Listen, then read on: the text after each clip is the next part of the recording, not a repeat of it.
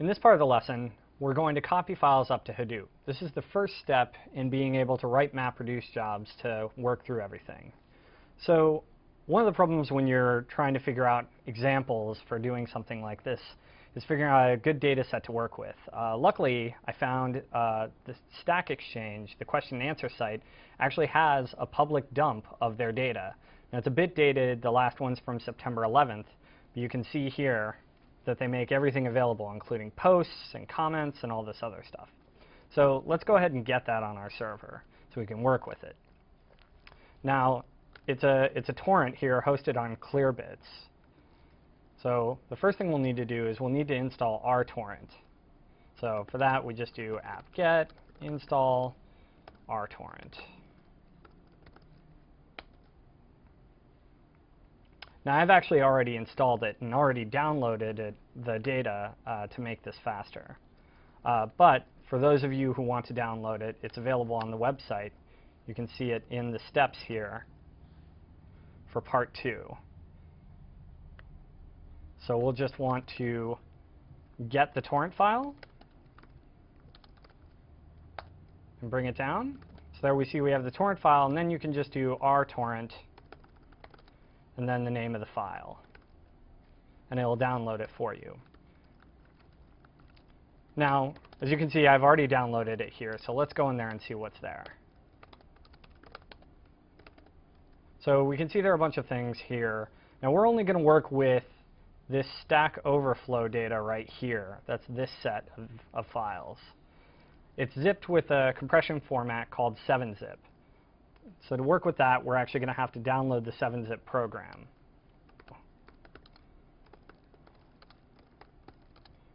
p7zip-full.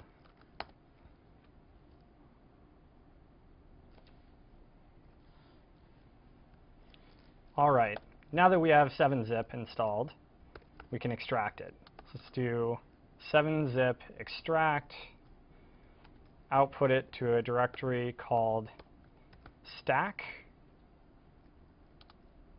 and we'll point it at the first Stack Overflow file.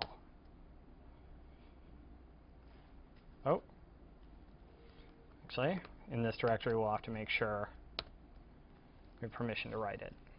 As you can see, I'm working with this data in the ephemeral drive.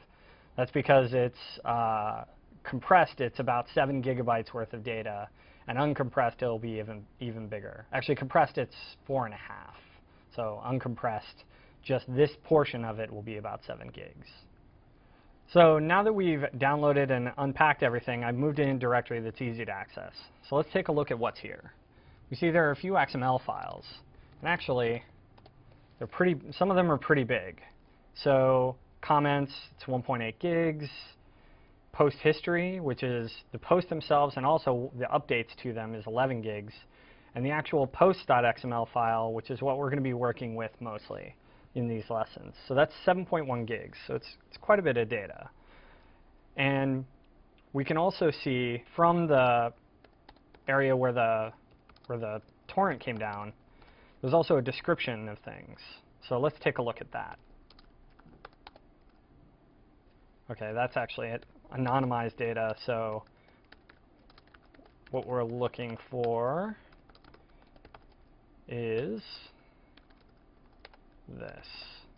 So here from the README, included in the zip, we can see a description of these different files. So we have the badges and what fields are included, the comments, and here we have the posts. So we can see questions from the site are in posts, and also the answers are there.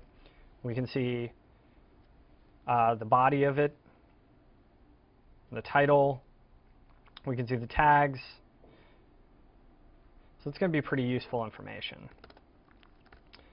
All right, so when we're working with data in Hadoop, it's useful to have not only the big file, but a small file as well that you can run tests on and work with. So posts is what we're going to be working with mainly. Let's take a look at how big posts is. So obviously, if this is taking a little while, post is pretty big, and we saw it was over 7 gigabytes. So it's probably going to be quite a few lines. We see here the post has a lot of lines, so it has almost 6.5 million lines. We want to take that and get a subset of it that's easier to work with when we're experimenting. Let's use another command line utility that'll make that easy. We'll take the last 100,000 lines of posts and write it to another file.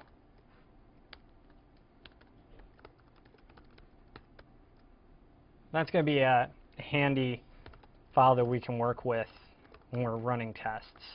Let's take a look at it real quick.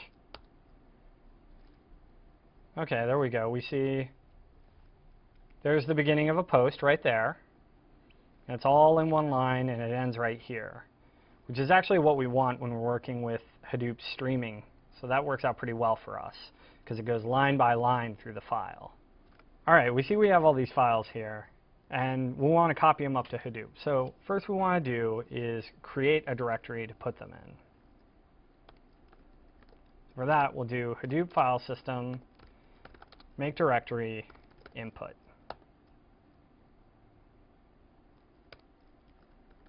And now let's take a look at that. All right, so there's nothing in there yet. Now we can do a copy up to that directory. So let's put all the XML files into input. And while that's running, let's take a look at some of the other shell commands that you can accomplish with the file system. As I said before, there are the permissions commands. So you have those permissions right here. And then copy from local is another way to copy files up there. Basically, it's similar to the put command, which we just used. And there are commands to copy files within HDFS, to get files, to list the directory, obviously, to make new directories.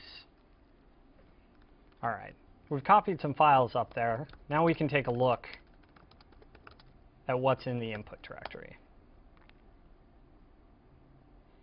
Okay, so our small post is there, and comments and badges had also gotten copied up. We'll copy the other ones up later, but really for the most part, throughout these live lessons, we're going to be working with this post small file. In this lesson, you've learned how to work with the basics of the Hadoop file system and how to copy files. And I've also given you an introduction to the data set that we're going to be using throughout the rest of these live lessons. Thank you.